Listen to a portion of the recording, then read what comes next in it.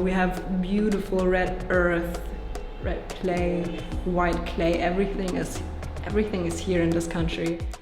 I'm Vanessa Kanbi, and in this video I'm going to be interviewing Michaela and Julia, who just moved from Germany to Ghana to set up a tableware factory. We were born and raised in Munich, Germany, but our mother is from Poland and our father is from Ghana. And but we were raised in Munich. Yeah.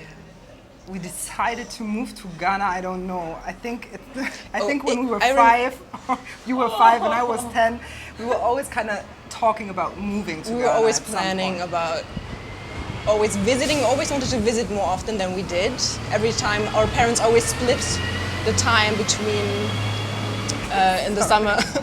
In the summer we were either going to Poland and then the next year we would go to Ghana, and then it would always they would switch it up like this. But then came the time when we were building a home in Poland and we stayed there more often. Yes. Okay. So Ghana unfortunately got neglected a bit, and we were so upset by that. We were always thinking about it and we always wanted to go back. Yes. So it kind of came naturally when we started thinking about starting self-employment and going down that road. It was very, very quick that the dime dropped and we were like, okay, we're gonna do this here and we want to do this here. We are going to build the very first factory for tableware in sub-Saharan Africa. So it's very small now, but it's going to be huge. So That is so exciting, so that you can make your products here in Ghana. They can be made in Ghana. They are going to be made in Ghana, made in Africa. We are going to stamp every product that's going to be made here, so people will know it's from Africa. So did you start your company when you were in Germany? Yes. And how was it going? Well, actually the whole process of starting the company was a very, very long process, because at the beginning we were doing something totally different, and then it came at the beginning. I'm just going to tell you. At the beginning we were doing bra fitting. Okay. We were doing bra fitting in Germany, and this is how it all started. And we had the opportunity, because bra fitting is also very common in Poland, and there are also many bra fitting companies and factories. So we were going back and forth between Berlin and Poland and talked with different factories, and one of them was willing to do a line with us, like an African line, so we can produce our own line. And then we were like, okay, it's kind of nice, but we don't want to do it. And from this day on forward, it was like, let's see what we can produce. We don't want to do fashion or anything, but we have a favor, we have a love for tableware, I've been always collecting mugs in different sizes and shapes. So it was like, okay, let's see if we can do something in this kind of direction. And luckily also in Poland, it's the land of ceramic factories and anything. So we went there, talked to different manufacturer companies, and they were also willing to do a line with us and a collection with us. And this is where the whole idea kind of started. But first, we're going to show you where the magic is going to happen. This is your family house? Yes. It's a family house from our father, and now that we are here, we are going to renovate it and update it, and so we are very lucky that we have a place to stay, and also we are very lucky to have a place where we could just start with the first factory and have the support from our father and mother, so it's very nice. Oh, nice. Yes. Okay. So we are going inside. It's just small, but for us, for our work, it's going to be enough.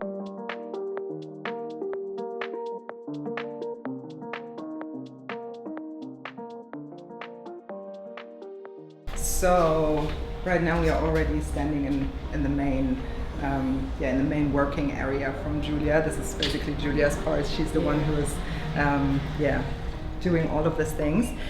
So we are right now in the testing phase, meaning we are testing different techniques that we want to use in order to get our products. And so we are currently just working here in this area because we don't need so much space yet, but after the testing phase is done and finished, and we have the glazes and everything, we are going to use all the space. So probably we are going to use one room for drying the products, one room for glazing the products, one room to pack them and to ship them to the people we are now using for our oven, because we couldn't build the oven here outside.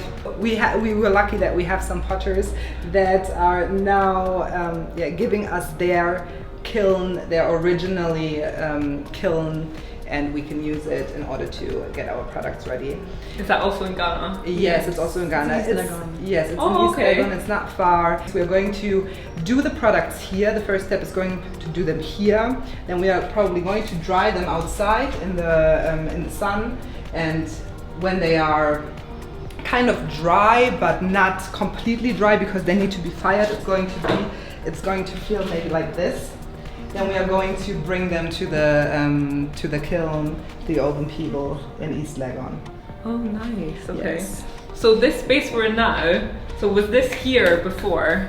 Like this, or did you build this? We didn't build it, we completed it. So our dad was building 2 boy scotters here already in the garden. So we were able to just update them a little bit, and this one was more finished than the other one they are working on right now. So yes, it was just very quick and easy for us to use it and to start, because we don't need it to be finished. You know, the floor is still with concrete and everything is not finished, but it's fine for us to work with, because once the clay is here inside, it's going to get dirty anyway. Yeah. So I actually really like this effect as Yes, well, and I yes, also love yes. concrete floors. yes, so yes. So when you decided, right now we're going to start making the move to Ghana, what steps did you take and how long did it take you?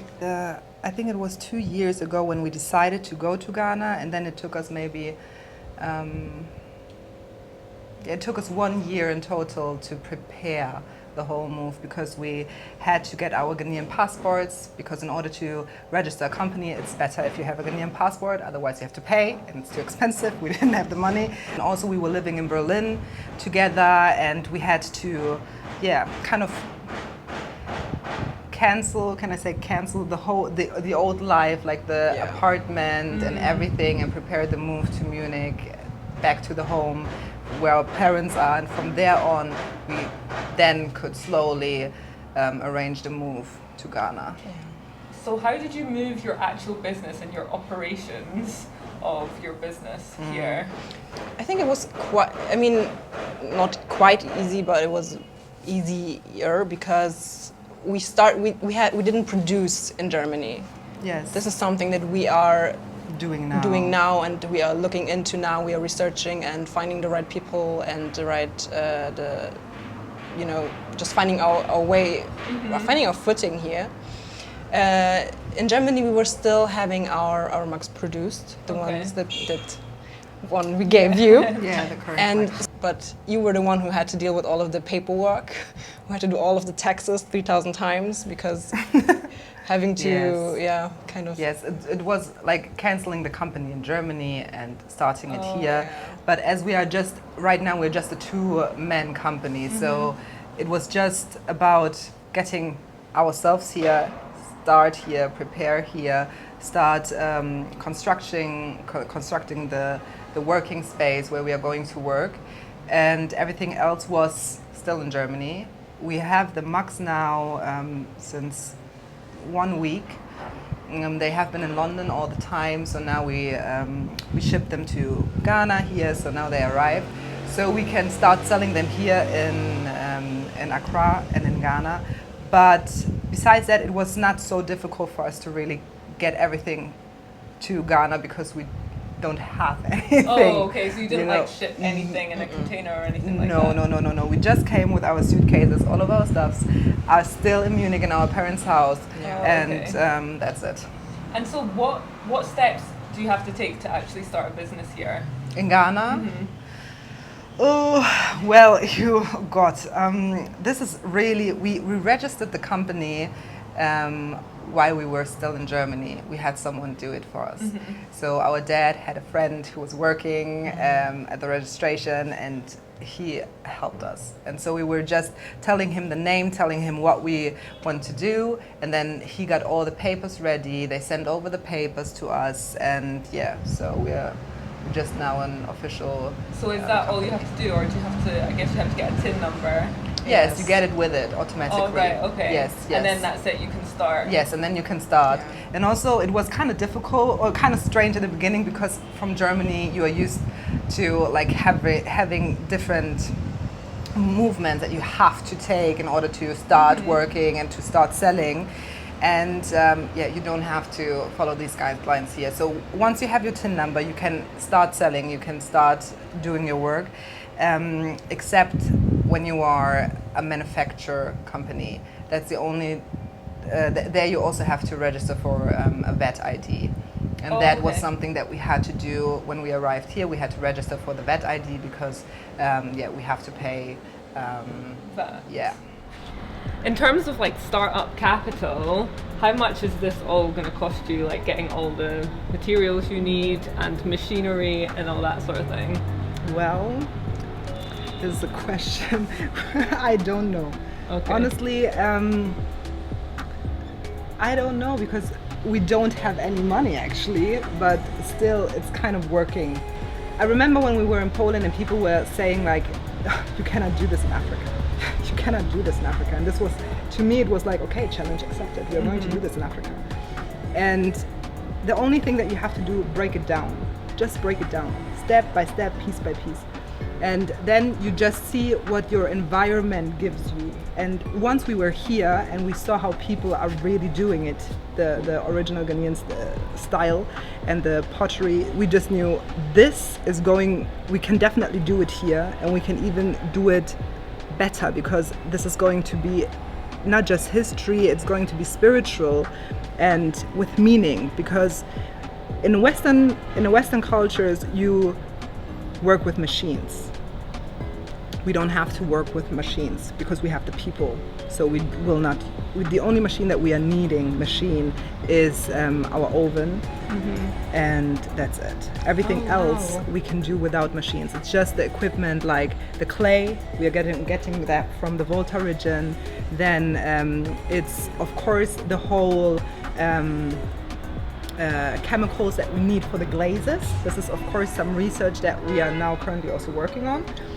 But after that, there are no machines necessary when you have the people, and we have the people. So we rather work with people and have people doing the mugs and the table, the plates and everything, than machines. So then you're providing employment as well as getting it like authentic, you know?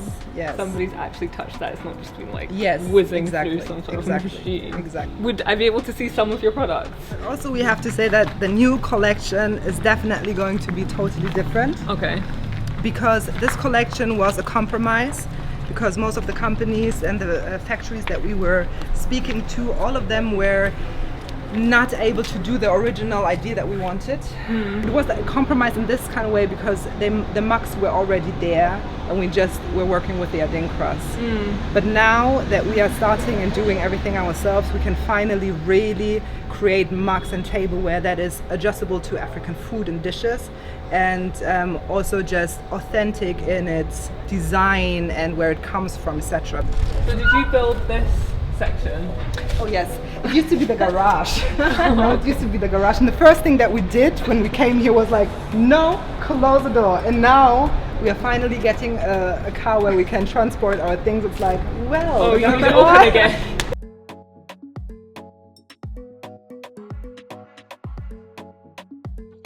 Where our current products are. So right now this is just the small amount that is left, which arrived from London. This is the marble look that, it's very, very nice, and also with the gold and everything, it's very, very nice and very, very elegant.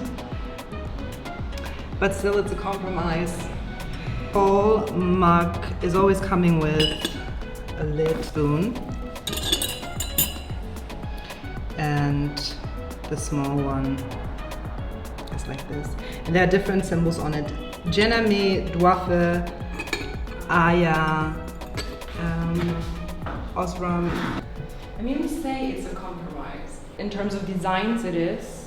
In terms of Adinkra symbols, we were very, very glad that we had the opportunity to actually take the time to really reflect, okay, what do we actually want to give to the people? Like, of course, Jenami is very, very popular, everybody loves it, but there's so many more, and that's definitely what we are going to incorporate into the next collections as well. But we want the look to be more natural colors.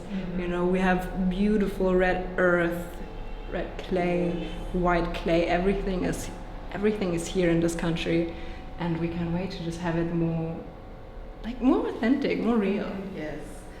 Like fufu bowls, in a properly big size, or plates, anything, but also for restaurants and hotels. So it's we not just want to do our own collection. As soon as we manufacture ourselves, then we can also customize for hotels, restaurants, businesses maybe that want to have their logo on it, on different mug shapes, for example, that we've created, and go in this kind of direction. So it's really going to be a very good factory, Ghana, African made, and delivering hopefully worldwide. I feel like people are always asking and want to manufacture here in Ghana, but often people look to outside because potentially they can't find what they're looking for to be manufactured here. So if you are looking to manufacture any tableware, then once you guys are up and running, to definitely contact them. I'll put their information in the description below, so just check that out. And also if you want to purchase any of their current collection, I'll put that in the description below as well. Thanks so much for watching, and thanks you guys for letting me come and see your space here. Thank you so much. Thank you so much. And don't forget to hit that subscribe button if you haven't done so already, and press the bell to be notified. See you later.